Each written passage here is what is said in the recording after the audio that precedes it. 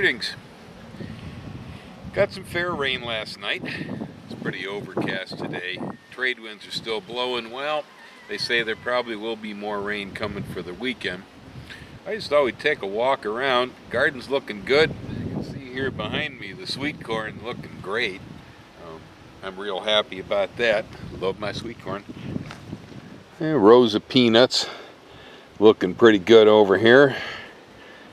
Some ginger over there. A little bit of butternut squash coming up between the tomatoes. But the corn, quite spectacular. We have silk coming. There's good tassel on the top, so we're beginning to pollinate. In defense of my silk, I tossed a little Sluggo snail bait around because the slugs will chew all the silk off the end of the ear on me if I don't. And then we end up with only like half ears and so on. They won't pollinate when the slugs eat the silk. So we gave the slugs some iron phosphate on brewery waste to eat instead. Underneath the corn, my mustard is doing very, very well under here. It was a cover crop planted to keep the nematodes out. You can see here it's starting to make little flowers on top. We're getting to the point where we'll be cutting it down soon.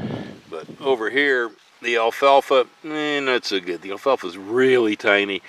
It's really going to have to kick it out if it wants to become anything. About a week ago, I came over here and planted more sweet potatoes to try to replace the ones the hogs dug out on me. So we're back at that again. Here you can see that we have the residue of the dead field.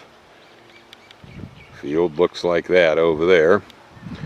I put this weed block down like you see here to kill it. And when it's dead, we plant into it. Now in some places I have ground this mulch up because I was grinding coffee prunings and such. Wherever I grind it, I tend to get more seed weeds, and so it's not the best idea. Leaving it lay in the old Ruth Strout mulch garden idea kind of works better. Starting to get some bloom on the bush beans down there at the bottom of the corn. That's a jade. It's one from Johnny's. I have not grown it before. I'm also getting more okra to pick over here. This is jambalaya. It's a hybrid okra. It seems to do really well. My only problem with okra is trying to figure out how to eat it. There's only a few recipes where I can use that stuff. I put in a fresh row of peppers over here, and then you see I've mulched it with banana leaves. Had some terrible winds lately, and that banana right there cracked off an almost mature stalk, collapsed across the garden. It was almost ready to bloom and make bananas, sadly, and I don't think I'm going to be able to grow bananas in this location. It's just too windy right in that spot. Anyway, it cracked, fell over. And you can see the wreckage right over there between my cabbage and Chinese cabbage. I chopped it up and used it for mulch. There's a stump there. Turned it back up to sprout. There's a little bit more of it over here in the corn. There's always a use for something, even if it's a crop failure. Put this little fence up the other day out of the junk that was left when we took down the old fence to keep the pigs out. And I brought it over here and put in one of my favorite crops and one of Ellen's. I have Vortex pole beans right there from France, my favorite pole bean, ready to go up the fence. But right over here we have ubi, the Dioscora, or the purple tropical yam.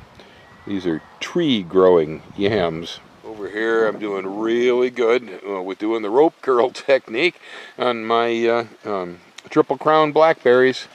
We got some Triple Crown in here from Ellie Cook over in California. And it's doing really well. I am really hoping that this is going to work out for me because Triple Crown has the best blackberries. So far, so good. A little bit of damage from the rose beetles. Other than that, everything's looking fine. I went ahead for the meantime and I interplanted tomatoes and snap beans, Vortex, on the fence. It's going to share the space for this year with the blackberry. Next year that's going to be all blackberry. I have decided that right along with pineapples, that another one of the cash crops I want to raise here is citrus. Call me a California guy, I guess. 25 years in California and I just can't get away from orange trees. They do okay here in Mountain View, but I'm working on trialing which varieties do better. And so at the beginning of this process, first I got to acquire one of every possible orange tree that might work well here and that I like, and grow them out for a while and see what I think. I've already decided that Owari Satsuma, the Japanese mandarin, is fabulous here. So I'm going to begin planting those this year. We'll do a row of those. But I just recently put in a honey mandarin right here. Now I put in a Tangor, a cross between tangerines and oranges, what's called a temple orange right there. Put these guys in yesterday. They're brand new. I also plan to add the Fremont mandarin as another one up and coming. I got a couple other on the list. I want to try Kishu.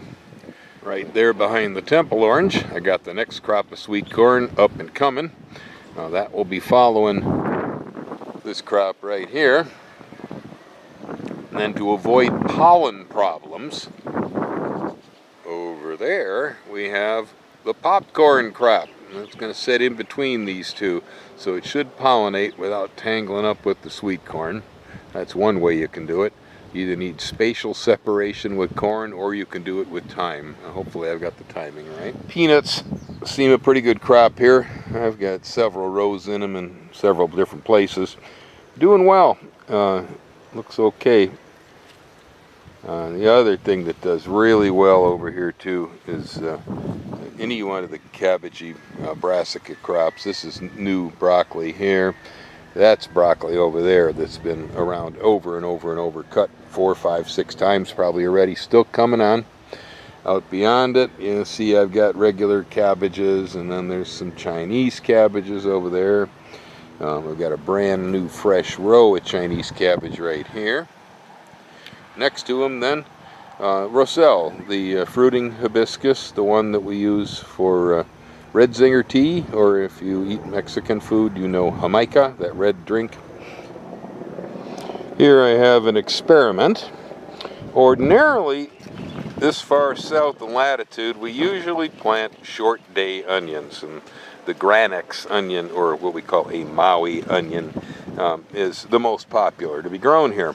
But I was kind of scratching my head and wondering, if you're planting onions during the summer here, if the long day onions that we use in the northern latitude might not work. So I went ahead and used some Pombo sweet onion seed, which is a long day onion, and I planted them, timing them for the longest days of the year. And well, son of a gun, look at that. I got pretty little rows of onions down here that look to me like they're going to size up really well. The greens are still quite green, standing up fairly well, and the onions have good size to them, so looks like it's going to work. I don't just have to use short day onion here in Hawaii.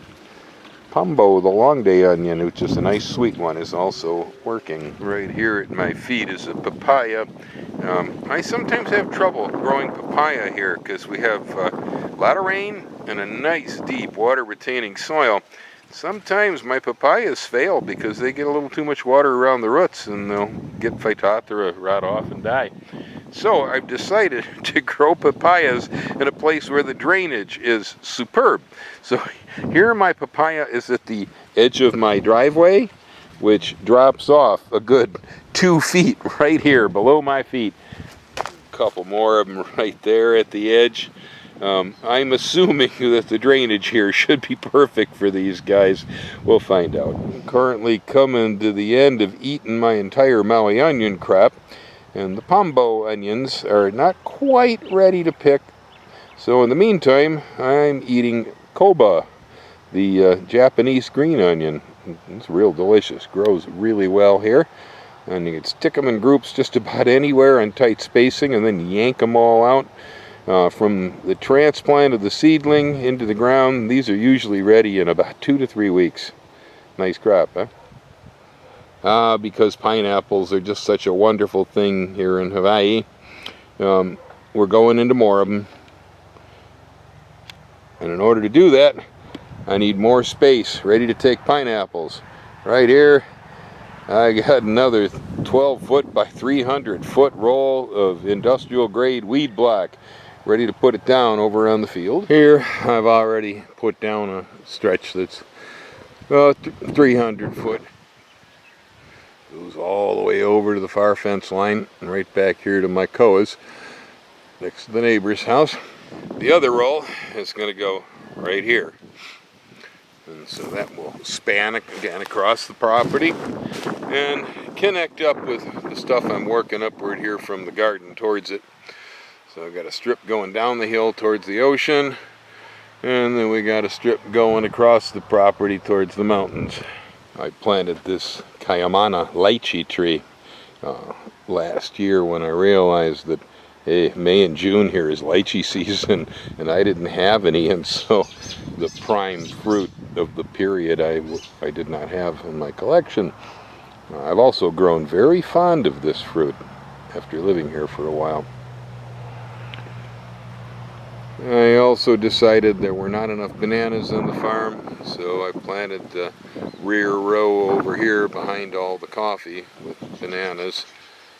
Once I get this junk cleared out back here and get the ginger out and stuff, I'm going to put down some more block there, and we're going to go with more bananas back here in the very corner. So I'll never be out of bananas, I hope.